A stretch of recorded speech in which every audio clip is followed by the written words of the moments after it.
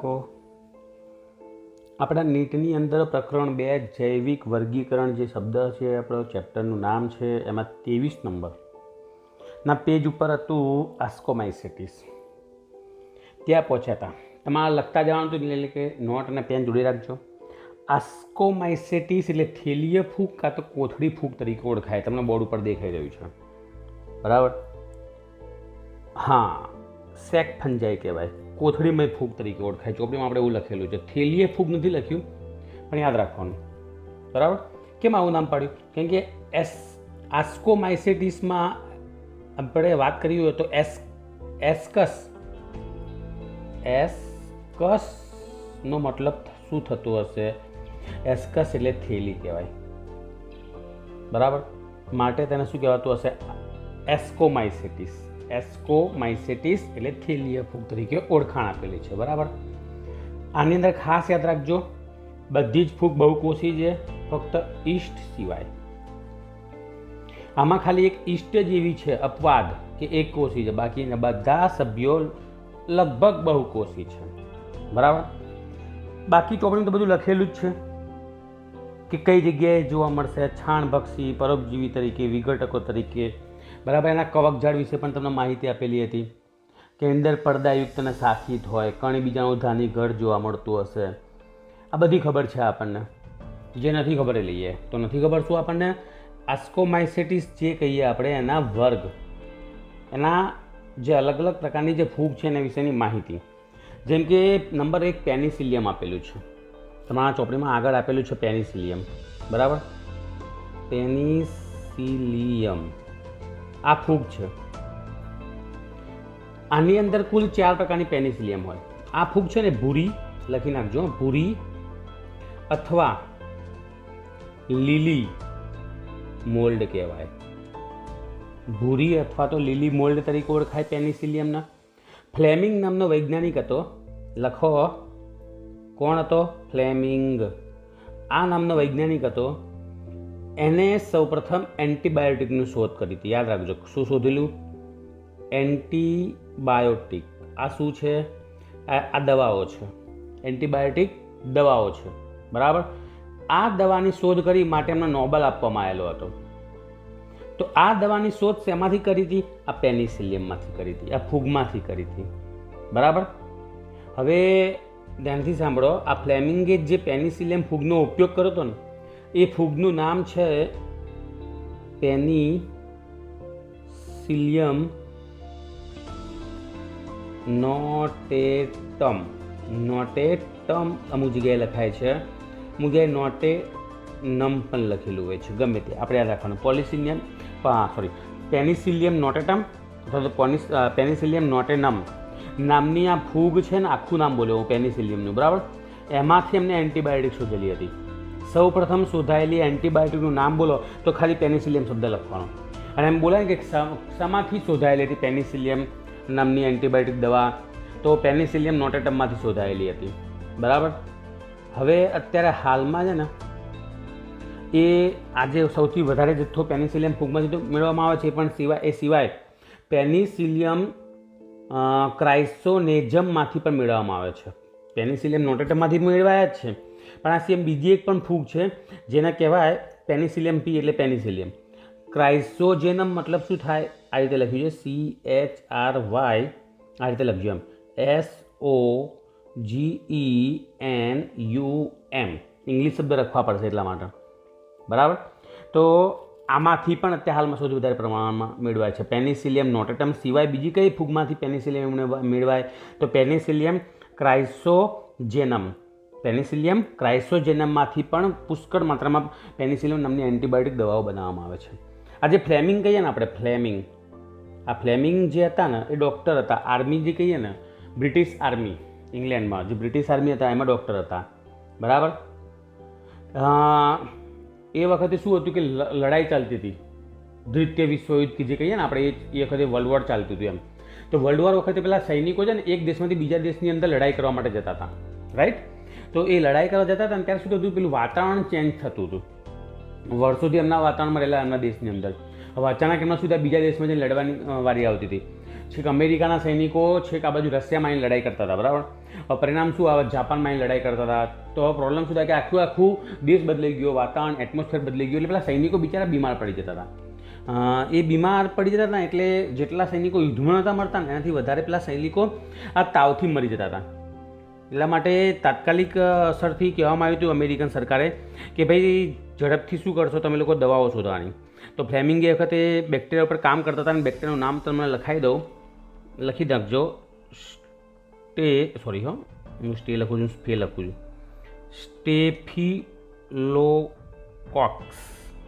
સ્ટેફિલોકોક્સ આ નામના બેક્ટેરિયા છે, બરાબર. આ બેક્ટેરિયા ઉપર કામ કરતા હતા કેમ કે આ બેક્ટેરિયાના કારણે પેલા સૈનિકો બીમાર પડી જતા હતા. હવે આ બેક્ટેરિયાને મારવા હતા, બરાબર, પણ આ બેક્ટેરિયા મરતા નહોતા. અચાનક એમનાથી શું થયું કે પેનિસિલિયમ જે હશે ને એ ફૂગ બાજુમાં પડી હશે અને આ બેક્ટેરિયાને પેનિસિલિયમમાં નાખ્યા તો આ બેક્ટેરિયા મરી ગયેલા હતા, બરાબર. અને એના આધારે પછી એમને શું કર્યું? પેનિસિલિયમની શોધ કરેલી હતી અને આમ અચાનક જ સૌપ્રથમ એન્ટીબાયોટિક શોધાઈ ગયેલી હતી પેનિસિલિયમ નામની. ઓકે, સમજી ગયા હું શું કહેવા માગું છું? ઓકે, ચલો તો આગળ વધીએ આપણે. પછી એના પછીની બીજી વાત કરીએ તો પેનિસિલિયમ ગ્રોસોફ્લુવિન, હું લખું અહીંયા જો, પેનિસિલિયમ એટલે પી કરી દેવાનું, પછી GRISEI છે, EOFULVUM, ગ્રોસોફ્લુવિન એવી રીતે ઓળખાય. આના ગ્રીસોફ્લેવિન પણ કહેવાય, યાદ રાખજો. પેનિસિલિયમ ગ્રીસોફ્લેવિન, ઓકે, ગ્રીસોફ્લેવિન તરીકે પણ ઓળખાય છે.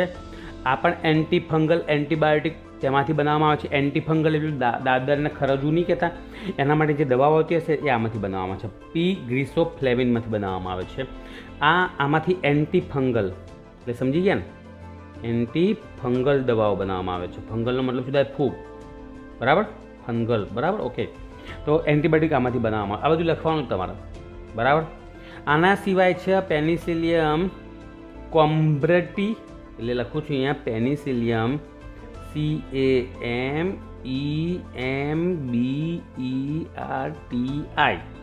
ઓકે. પેનિસિલિયમ કોમ્બેમ્બર્ટી, હા TI છે, બરાબર. અને બીજી છે પી રોકફોર્ટી, એટલે કે ROQUEFORTI. હું એટલે જ બોલતો રહું સ્પેલિંગ જોડે જોડે. તો આ પી રોકફોર્ટી છે. આ બંને જે કહીએ ને અનુક્રમે બંને જે આનું આમ કહેવું હોય તો ક્રોમેનબર્ટી અને રોકવી પણ વી નથી તો બી અહીંયા આપણે રોકવી ફર્ટી તરીકે બોલી શકાય. આ બંને ફૂગનો ઉપયોગ ક્યાં થાય? ચીજ બનાવવા માટે, ચીજની બનાવટમાં બંને વપરાય છે, બરાબર. કારણ કે આ બંને ફૂગો ચીજ જે હશે બનાવવા માટે જરૂરી ઉત્સેચકો હશે એ બધે આમાં આવેલા હશે. તો નામ યાદ રાખજો, પેનિસિલિયમ ક્રોમેનબર્ટી એવું બોલાય, ક્રોમેનબર્ટી, અને બીજું છે પેનિસિલિયમ રોકવીફોર્ટ. આ બંનેનો ઉપયોગ ચીજ બનાવવા માટે કરવામાં આવે છે. આ બધા પેનિસિલિયમના પ્રકારો હતા. પેનિસિલિયમ ભૂરી અથવા તો લીલી મોલ્ડ કહેવાય. કેટલા પ્રકારો મેં તમને કીધા? પેનિસિલિયમ નોટેટમ, આ સિવાય પેનિસિલિયમ ક્રાઇસોજેનમ, આ સિવાય પેનિસિલિયમ ગ્રીસોફ્લેવિન, પછી પેનિસિલિયમ કોમનફર્ટી અને પેનિસિલિયમ રોકવીફોર્ટ. આટલા પ્રકારની પેનિસિલિયમ આવે, બરાબર. ચોપડીમાં આપણને ખાલી 23 નંબરના પેજ ઉપર પેનિસિલિયમ એક શબ્દ લખેલો છે, બસ. દાખલા તરીકે પેનિસિલિયમ, ઓકે. પણ પેનિસિલિયમના આટલા પ્રકાર જોવા મળતા હશે. એમાંથી 2 એન્ટીબાયોટિક બનાવવા માટે વપરાય, બરાબર. પેનિસિલિયમ નોટેટમ અને પેનિસિલિયમ ક્રાઇસોજેનમ એન્ટીબાયોટિક બનાવવા માટે વપરાય. ફ્લેમિંગે બનાવેલી સૌપ્રથમ, માટે એમના એન્ટીબાયોટિક વિદ્યાના પિતા કહેવાય ફ્લેમિંગને, બરાબર. પછી પેલી એન્ટીફંગલ ફૂગ કઈ હતી? તો પેનિસિલિયમ ગ્રીસિયોફ્લેવિન. આ સિવાય ચીજ બનાવવા માટે કઈ વપરાતી હતી? તો પેનિસિલિયમ ક્રોમેનબર્ટી અને પેનિસિલિયમ રોકવીફોર્ટ. ઓકે બાળકો, યાદ રહી ગયું? બહુ સરસ. ચલો હવે વાત કરીએ આપણે એસ્પરજીલસ. કઈ ફૂગ આવશે? એસ્પરજીલસ. એ તમારા ચોપડીમાં આપેલી જ હતી, એસ્પરજીલસ. અરે યાર, એસ્પરજીલસ, બરાબર. હવે આ ફૂગ છે ને કાળી અથવા કથ્થાઈ મોલ્ડ તરીકે ઓળખાય, બરાબર. અથવા તો એને રાખોડી કહીએ ને આપણે, રાખોડી મોલ્ડ પણ કહેવાય. યાદ રાખજો, મોલ્ડ એટલે બહુકોષી હોય ને એને મોલ્ડ કહેવાય, એક કોષી એને ઈસ્ટ કહેવાય. બસ ખબર પડી ગઈ. મોલ્ડ એટલે શબ્દ વારે આવતો હતો. એસ્પરજીલસ કાળી અથવા તો કથ્થાઈ મોલ્ડ કહેવાય અથવા તો રાખોડી મોલ્ડ કહેવાય. હવે આના પણ કેટલાક ઘણા બધા જેમ કે પેનિસિલિયમના આપણે 1, 2, 3, 4 અને 5 પ્રકાર લીધેલા હતા, રાઈટ. તો એવી રીતે એસ્પરજીલસના પણ તો અહીંયા તમને 5 પ્રકાર આપેલા છે, બરાબર. ચલો હું બધા લખાવું છું તમને. એમાં પહેલું છે એસ્પરજીલસ, એ એટલે એસ્પરજીલસ અને પી એટલે પેનિસિલિયમ. તો પ્રોલિફેન, PROLIFE, अरे यार हम क्या होता है री, उभा रहो. Aspergillus PROLIFERANS.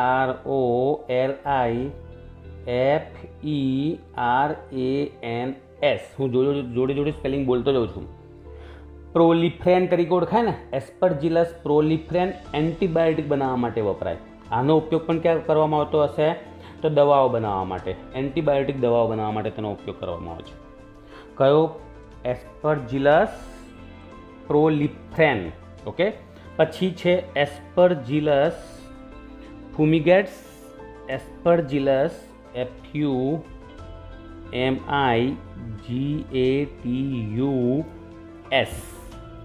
ફ્યુમિગટ્સ તરીકે ઓળખાય ને, જે મનુષ્ય અને પ્રાણીઓમાં ઘણા બધા રોગ કરતી હોય છે. આ ફૂગ છે ને મનુષ્ય અને પ્રાણીઓમાં રોગ માટે જવાબદાર છે અને આ જે રોગ થયો એને એસ્પરજીલોસિસ તરીકે ઓળખાય.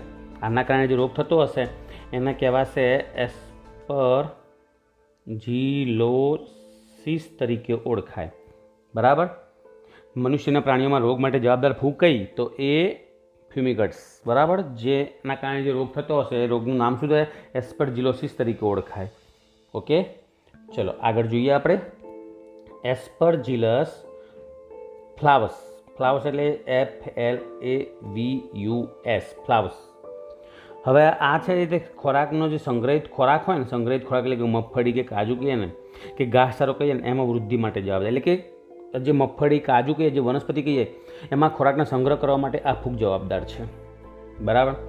તે ઝેરી દ્રવ્યનો સ્ત્રાવ કરે છે અને આ ઝેરી દ્રવ્યને આલ્ફા ટોક્સિન, આમાંથી જે ઝેરી પદાર્થ ઉત્પન્ન થતો હશે એના કહેવાશે આફ્લાટોક્સિન. હા, લખી નાખજો આ રીતે જ. આફ્લાટોક્સિન તરીકે ઓળખાય છે. આમાંથી ઝેરી પદાર્થ પણ ઉત્પન્ન થતો હોય છે અને સંગ્રહિત ખોરાક તરીકે પણ તેનો ઉપયોગ કરવામાં આવે છે. એટલે કે મગફળી, કાજુ, ઘાસચારો કહીએ તો એમાં ખોરાકનો સંગ્રહ આના કારણે થશે, જેથી એમની વૃદ્ધિ સરળતાથી થઈ શકશે, બરાબર. હવે જે આફ્લાટોક્સિન મેં કીધું, આફ્લાટોક્સિન તેમાં કેન્સરકારક હોય છે. એટલે કે આમાં કેન્સર માટે જવાબદાર દ્રવ્યો આવેલા હોય છે. એટલે કે આ કેન્સર કરવા માટે જવાબદાર ઝેરી પદાર્થ છે, બરાબર. અને આના કારણે યકૃતનું કેન્સર થાય. ખાસ યાદ રાખજો, યકૃતનું કેન્સર થાય આ પોઈઝનના કારણે. એક પ્રકારનો કાર્સિનોજન કહેવાય આફ્લાટોક્સિન, બરાબર. ટોક્સિન એટલે વિષ કહેવાય, ઝેર કહેવાય. ઓકે. ચલો નેક્સ્ટ. એસ્પરજીલસ નાઇઝર. આ તમે કદાચ નામ સાંભળ્યું હશે, એસ્પરજીલસ નાઇઝર, બરાબર. પ્રયોગશાળામાં આનો ઉપયોગ કરવામાં આવે છે સાઇટ્રિક એસિડ બનાવવા માટે. એટલે કે આમાંથી બનાવવામાં આવશે સાઇટ્રિક, તમે નામ સાંભળ્યું છે સાઇટ્રિક એસિડ, બરાબર. એ બનાવવા માટે એસ્પરજીલસ નાઇઝરનો ઉપયોગ કરવામાં આવે છે. તો આ બધી ફૂગ જે કીધી મેં તમને, કેટલી મેં કીધી તમને? 4 કીધી ને. તો 4 તમારે છે ને મોઢે કરી નાખવાની. ચોપડીમાં આના વિશે કોઈ માહિતી આપી નથી. ચલો ત્રીજા નંબરની વાત કરીએ આપણે. તો ક્લેવિસેપ્સ ચોપડીમાં આપેલી જ છે,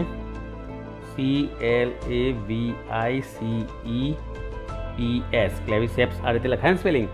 તો ક્લેવિસેપ પુરપુરિયા, આમાં આખું નામ શું થાય? ક્લેવિસેપ્સ. અને બીજી એક આખું ફૂગનું નામ છે PURPUREA,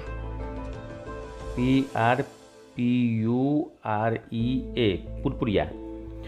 બાજરીમાં અર્ગટનો રોગ માટે જવાબદાર છે. જે બાજરી નામની વનસ્પતિ કહીએ આપણે, બાજરી, બધાને ખબર છે બાજરી શું છે, બરાબર. એમાં અર્ગોટનો રોગ આના કારણે થાય છે. બાજરીમાં ક્લેવિસેપ પુરપુરિયાના કારણે અર્ગોટનો રોગ જોવા મળતો હશે. ઓકે. તો બસ ક્લેવિસેપ્સમાં આટલું છે. આગળ વધીએ આપણે. પછી જે ચોથા નંબરની લખો મોર્ચેલા, MORCHELLA, મોર્ચેલા લખ્યું. મોર્ચેલા ખાદ્ય ફૂગ છે, એટલું લખી દો કે આ ખાદ્ય એટલે કે ખાવા લાયક ફૂગ છે, ખાદ્ય ફૂગ છે. મોર્ચેલા ખાદ્ય ફૂગ છે, બરાબર. પછી ન્યુરોસ્પોરા, NEUROSPORA, ન્યુરોસ્પોરા. લાલ રંગની અથવા તો લાલ ગુલાબી મોલ્ડ, લાલ અથવા તો ગુલાબી મોલ્ડ છે. વનસ્પતિ સૃષ્ટિ કે એની ડ્રોસોફિલા કહેવાય. ખાસ મોસ્ટ આઈએમપી વનસ્પતિ સૃષ્ટિના ડ્રોસોફિલા. ડ્રોસોફિલા મધમાખી નહીં કહેતા આપણે, બસ એ મેલેનોગેસ્ટર તરીકે ઓળખાય, પણ વનસ્પતિ સૃષ્ટિનો ડ્રોસોફિલા કહેતો ન્યુરોસ્પોરા છે. બરાબર. આનો ઉપયોગ તો ચોપડીમાં લખેલો જનનિક અભ્યાસ કરવા માટે વપરાય છે. જનનિક અભ્યાસ માટે, વનસ્પતિ સૃષ્ટિની અંદર જનનિક અભ્યાસ માટે તેનો ઉપયોગ કરવામાં આવે છે. બરાબર. અને આ જે ન્યુરોસ્પોરા જે હશે ને એનો જનીન વિદ્યામાં ઉપયોગ થાય તો એના માટેનો એક જનીન એક ઉત્સેચકવાદ એવો એક જનીન અને એક ઉત્સેચકવાદ નામનો સિદ્ધાંત આપેલો હતો. બીડલ, નામ લખો, બીડલ અને ટેટમ. બીડલ અને ટેટમ નામના વૈજ્ઞાનિકે આ ન્યુરોસ્પોરા ઉપર પ્રયોગ કરેલો હતો. જે સ્પોરા નામની ફૂગ છે આપણી આસ્કોમાઇસેટિસ, એની ઉપર પ્રયોગ કરેલો હતો.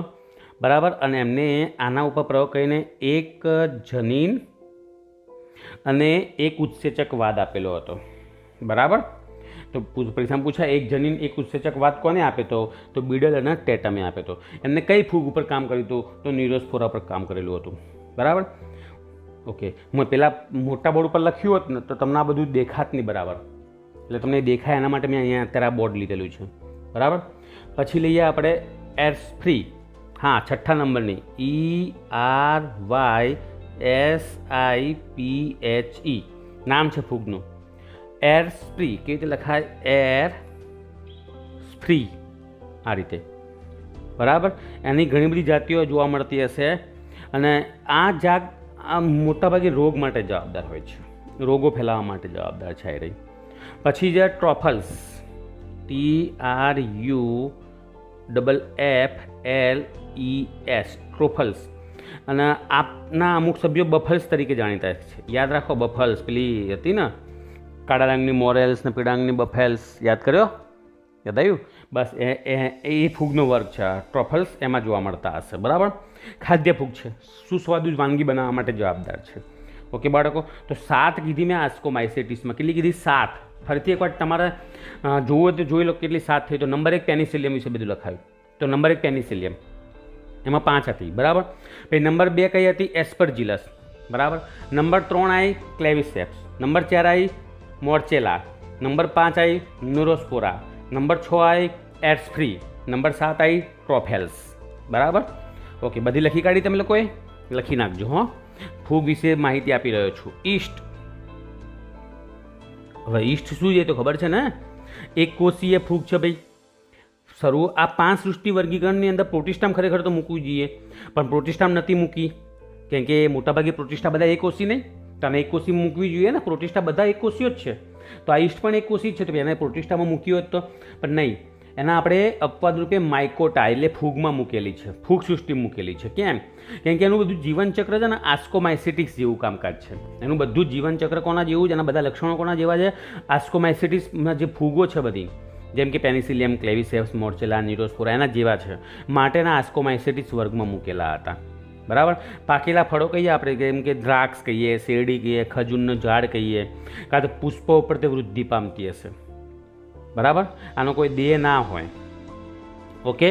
આનો ઉપયોગ તો ખબર જ છે, બેકરીમાં પાવ બનાવવા માટે, કાં તો વાઇનની અંદર ઉત્પાદન તરીકે તેનો ઉપયોગ થતો હશે. ઓકે. તો આ બધી વાત થઈ ગઈ ઈસ્ટની, એક કોષી ફૂગની. ચલો હવે બેસિડિયોમાઇસેટિસ, નવી ફૂગની વાત કરીએ.